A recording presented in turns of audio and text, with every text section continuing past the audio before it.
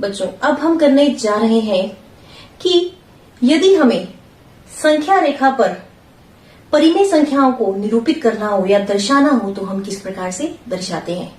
बच्चों आपने छठी कक्षा में ये पढ़ा है कि पूर्णांकों को, पूर्ण संख्याओं को या प्राकृतिक संख्याओं को संख्या रेखा पे किस प्रकार से दर्शाया जाता है। अब उसी प्रकार से हम देखेंगे कि परिमेय संख्याओं को संख्या रेखा पर किस प्रकार से दर्शाया जाता है। तो चलिए देखते हैं। तो बच्चों अब हम संख्या रेखा पर परिमेय संख्याओं को दर्शाने जा रहे हैं। आप देख रहे हैं इस संख्या रेखा में जीरो के दाईं ओर यानी राइट हैंड साइड पे धनात्मक पूर्णांक है और जीरो के बाईं ओर ऋणात्मक पूर्णांक है। तो बच्चों इन संख्याओं को दर्शाना इजी है क्योंकि संख्या रेखा पे ऑलरेडी ये एग्जिस्ट करते हैं कि हमने गिनती लिखी 0, 1, 2, 3 इधर और इधर ऋणात्मक संख्याओं को लिख दिया। परंतु परिमेय संख्याएं और भिन्नों को हम इसमें किस प्रकार से दर्शाते हैं। बच्चों आप जो ये नंबर देख रहे हैं, पूर्णांक देख रहे हैं 0 और 1, अगर मैं इसके बीच में कोई परिमेय संख्या निकालना चाहूं तो इन दो संख्याओं के बीच में भी अनंत परिमेय संख्याएं हैं जिनकी कोई गिनती नहीं है। तो अगर मैं इसमें चाहूं मैं 4 परिमेय संख्याएं भी निकाल सकती हूँ, 5 भी, 1000 भी, 2000 भी। तो हम स्टार्ट करते हैं कि हमें एक संख्या इसमें किस प्रकार से दर्शानी है, परिमेय संख्या। तो सबसे पहले मैं ले रही हूं 1/2। हम 1/2 से आरंभ कर रहे हैं। तो इसमें देखते हैं परिमेय संख्या है, इसमें अंश क्या है 1 और हर क्या है 2। तो अंश जो है वो हर से छोटा है। बच्चों आपने ये चीज ध्यान रखनी है, जब भी अंश हर से छोटा हो तो जो संख्या है परिमेय संख्या वो 1 से छोटी है और 0 से बड़ी है क्योंकि ये धनात्मक है। 1 के 2 बराबर हिस्से, 1 के 2 हिस्से यानी 1 से छोटी है। जरूरी नहीं है यहाँ पे मान लीजिए 5/6 भी होता तो हम ये ना कहते कि 5 के 6 बराबर हिस्से, हम 5 पे नहीं जाते उसमें भी यही होता कि अंश जो है वो हर से छोटा है, तब भी हम 1 से छोटी संख्या उसको लेते। इसका ये अर्थ बिल्कुल नहीं है कि अंश में 1 है तो वो 1 मान के चले, नहीं। इसका मतलब ये है कि यदि अंश हर से छोटा है तो संख्या 1 से छोटी होगी। तो इसमें हम 5/6 का एग्जाम्पल नहीं ले रहे हैं, हम इसमें ले रहे हैं 1/2। तो अंश हर से छोटा है तो हमें ये क्लियर हो गया कि हमें ये संख्या दिखानी है 0 से 1 के बीच में। अब हर है 2, तो 0 से 1 के 2 बराबर हिस्से करने हैं।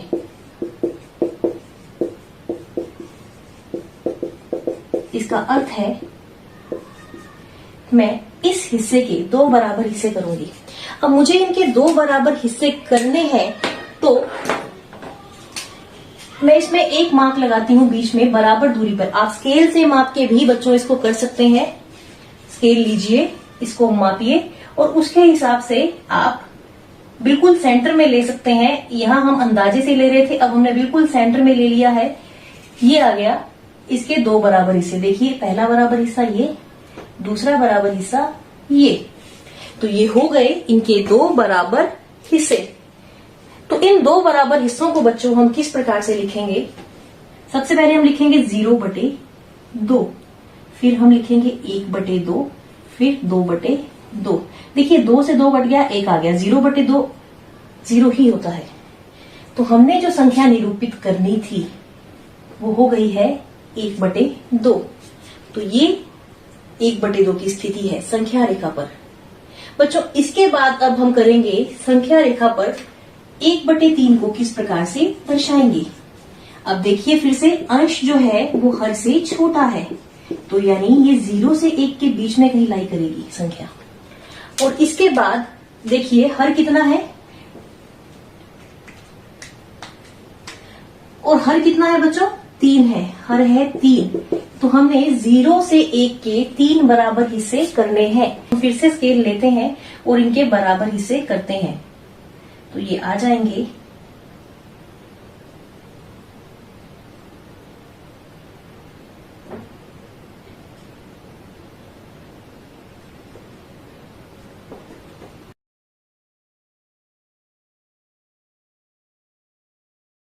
तो ये मैंने कर दिए इसके 3 बराबर हिस्से। आप देख सकते हैं, एक पहला हिस्सा, दूसरा हिस्सा, तीसरा हिस्सा।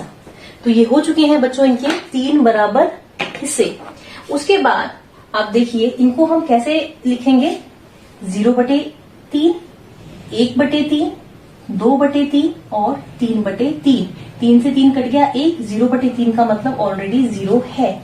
तो ये जो संख्या हम दर्शाने जा रहे थे 1/3, तो ये आ गई है बच्चों यहाँ पे 1/3। तो इस प्रकार से हम संख्या रेखा पर संख्याओं को दर्शाते हैं। बच्चों अब हम एक उदाहरण लेते हैं। तो ऐसा एक उदाहरण हम देख रहे हैं स्क्रीन पे, आप देख सकते हैं। इसमें हमें 2 संख्याओं को संख्या रेखा पर दर्शाना है। 7/3, इसमें अंश जो है हर से छोटा है, तो जो संख्या है वो 1 से छोटी है। अब अंश ऋणात्मक है तो संख्या 0 से भी छोटी है, तो वो 0 से इधर लाई करेगी, इधर कहीं पे होगी। तो हम देखते हैं सबसे पहले हर है 3, तो इसके 3 बराबर हिस्से हर एक पेयर में करोगे आप। हर 2 संख्याओं के बीच में 3 बराबर हिस्से होंगे।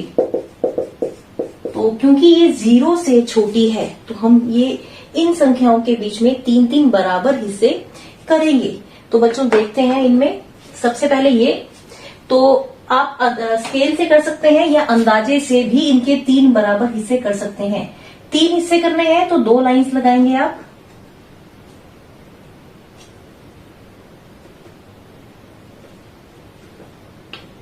अब मैं अगली 2 संख्याओं में भी लगा रही हूं क्योंकि ये कंफर्म नहीं है ये संख्या कहां पे आएगी।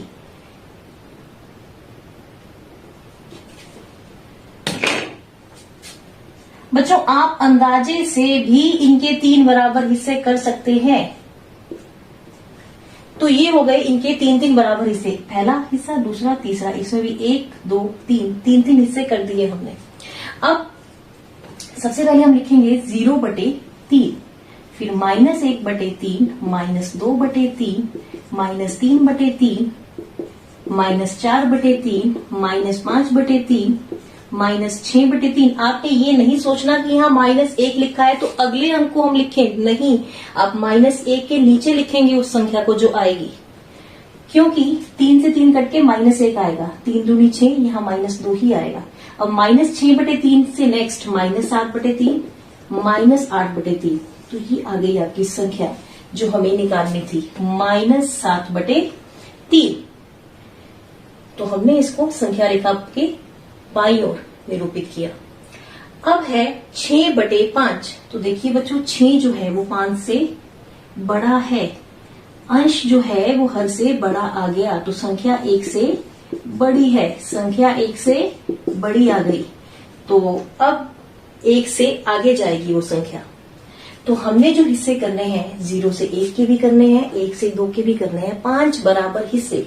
क्योंकि इसमें हर जो है वो 5 है तो मैं इसमें 4 लाइंस लगा के 5 बराबर हिस्से कर रही हूँ। 1, 2, 3, 4, ये 5 हिस्से हो गए, 1, 2, 3, 4, 5। इसी प्रकार से इसमें 1, 2, 3, 4। तो अब मैं लिखने जा रही हूँ इसमें 0/5, 1/5, 2/5, 3/5, 4/5। इसको फिर से 1/5 नहीं लिखना, यहाँ मैंने 0/5 लिखा है, आप 0/5 ऐसे अलग से लिख लीजिए, मतलब इसका वही है। पर यहाँ आपने 1/5 नहीं करना, 4/5, इसके नीचे आएगा 5/5, फिर 6/5। 5/5 1 होता है और 0/5 0। तो ये आ गई इसकी स्थिति 6/5 की। तो बच्चों इस प्रकार से हम संख्या रेखा पर परिमेय संख्याओं को निरूपित करते हैं। सबसे पहले आपने चेक करना है क्या अंश हर से बड़ा है या छोटा। उसके बाद आपने हर चेक करना है, हर क्या है, कितना है। तो वो 2-2 संख्याओं के उतने हिस्से आप करते जाओगे, उनके बीच में जो गैप है उसके आप हिस्से करेंगे। उसके बाद आप संख्याएं लिखना आरंभ करेंगे। बच्चों इसके बाद अब हम करेंगे कि यदि हमें 2 संख्याएं दी हों तो उनके बीच में हम परिमेय संख्याएं किस प्रकार से ज्ञात करते हैं। यहाँ भी हमने परिमेय संख्याएं ज्ञात की हैं, संख्या रेखा पर ज्ञात की हैं। क्वेश्चन नंबर 1, -1 और 0 के बीच में 5 परिमेय संख्याएं ज्ञात कीजिए। तो आपको पता है 2 संख्याओं के बीच में अनंत परिमेय संख्याएं होती हैं। तो हम इन दो संख्याओं के बीच में केवल 5 परिमेय संख्याएं ज्ञात करने जा रहे हैं। तो कितनी संख्याएं ज्ञात करनी है? 5, -1 और 0 के बीच में। अब आप देख रहे हैं इन दोनों के बीच में तो कोई भी संख्या नहीं है, परंतु परिमेय संख्याएं अनंत हैं। तो इसके लिए मेथड क्या है बच्चों? पहले इसको हम p/q की फॉर्म में कन्वर्ट करते हैं, मतलब अंश बटे हर की फॉर्म में लेके आते हैं। तो उसके लिए क्या करना है, जितनी संख्याएं निकालनी है उसमें 1 जोड़िए, 6 आ गया। अब उसी रकम से गुणा कीजिए, उसी रकम से भाग कीजिए। ये केवल उन रकमों के लिए है जो पूर्णांकों की फॉर्म में दी हुई है, जो पूर्णांक दे रखे हैं। परंतु अन्य रकमों में हमें पहले चेक करना पड़ेगा कि उनके हर समान है या नहीं है। तो ये मेथड केवल इसी में अप्लाई होगा। तो अब आगे देखते हैं। तो हमने गुणा भाग किया, देखिए 6 से 6 कट के वही रकम आ जाती है, इसमें कोई चेंज नहीं आया है, ना ही -1 में ना ही 0 में। 6 से 6 कटा 0, चाहे 0 को 6 से गुना कर दीजिए, 0/6 भी 0 होता है। तो अब अंतर क्या आ गया है इसमें? अंतर ये आया है, इसको मैंने लिख दिया -6/6, इसको मैंने लिख दिया 0/6। अब बच्चों आपको पता है 0 से अगर हम इधर जाते हैं बाईं ओर संख्या रेखा पर, तो आता है -1, फिर आता है -2, फिर आता है -3, फिर आता है -4, फिर -5। क्योंकि इन दोनों के हर समान है तो यहाँ भी बटे में 6, इनका भी हर 6 ले लिया हमने। तो ये आ गई है आपके पास 5 परिमेय संख्याएं जो -1 और 0 के बीच में है। क्योंकि मैं यहाँ पे फिर से काट रही हूँ, 6 से 6 को काटा -1 और इनके मध्य में 5 परिमेय संख्याएं हमने ये ली है। इसके बाद एक क्वेश्चन और डिस्कस करते हैं बच्चों। इस क्वेश्चन में हम लेंगे